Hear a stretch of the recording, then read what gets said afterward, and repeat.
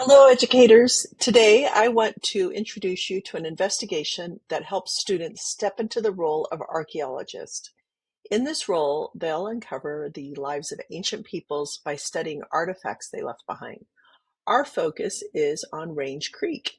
It's a remarkable archaeological field station that sheds light on the Fremont people who thrived in that area over 1,000 years ago. Before we launch the investigation, I want to point out, like our others, the Support Materials tab has an instructional guide and a student notebook that goes along with this investigation. And then once we launch the investigation, I want to show you how we set the stage by providing students with an opportunity to meet one of our amazing Natural History Museum of Utah educators, Aidan Bailey, and our Dr. Shannon Boomgarden, who is the director of our Range Creek Field Station. And together they discuss the importance of archaeology in understanding ancient indigenous cultures. Students will then dive into this interactive that explains how archaeologists excavate and interpret sites. This provides some really important context and background to help students get in that frame of mind of an archaeologist. After that, they'll move on to our site survey where they will hear from our Range Creek Field Station manager, Corinne Springer, to explore key site types through many different fieldwork photos. She helps them formulate their question and then drops them into this interactive where they can listen to descriptions about each type of site and explore the photographs that have come from those fieldwork sessions. After they finish exploring the sites, they will hear again from Dr. Shannon Boomgarden and Aidan as they prepare to choose the site that they want to study. So lots of student choice in this investigation. And from here, they will study the artifacts that were collected with a permit from the site and now being studied back at the museum. Let's just take a little tour of this. We'll choose this particular artifact. We'll have an opportunity to compare it to all sorts of different types of common artifacts to figure out what it might be. So I've done this a few times. There are many characteristics this artifact has that tells me that it is a piece of ceramic. So I'm going to make an inference that my artifact is made of ceramic, and I'm going to make an inference that it's the handle of a jar. And then what I have a chance to do is to reflect on my inference.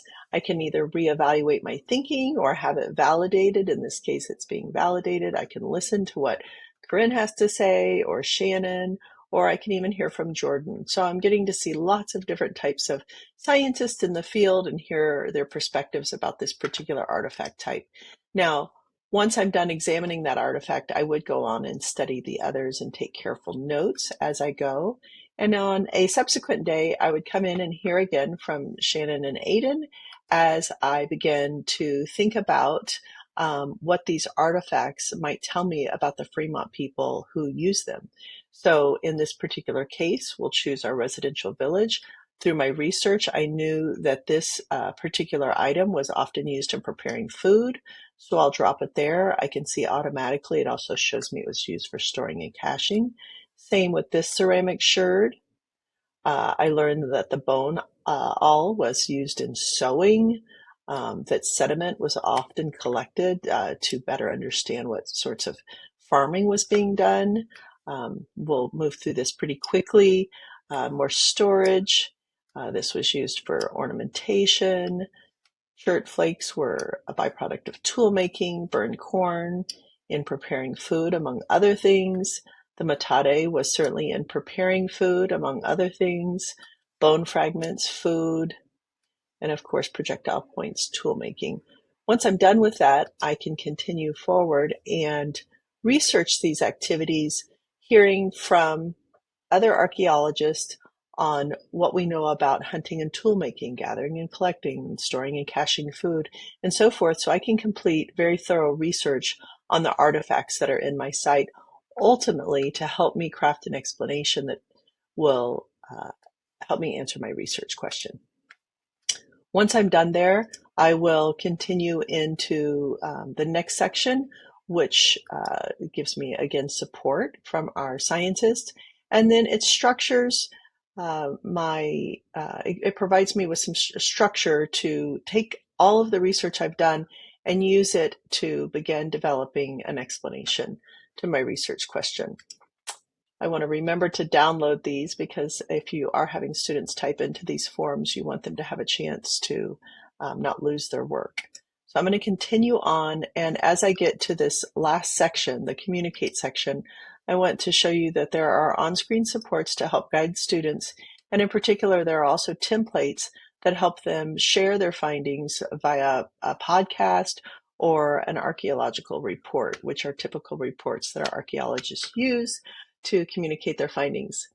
I hope you can see that this investigation supports collaborative learning. It encourages teamwork. Students work in research teams to share insights, debate conclusions, and refine hypotheses, just like our archaeologists do. And by the end of this investigation, students will have developed valuable skills in observation, critical thinking, and evidence-based reasoning.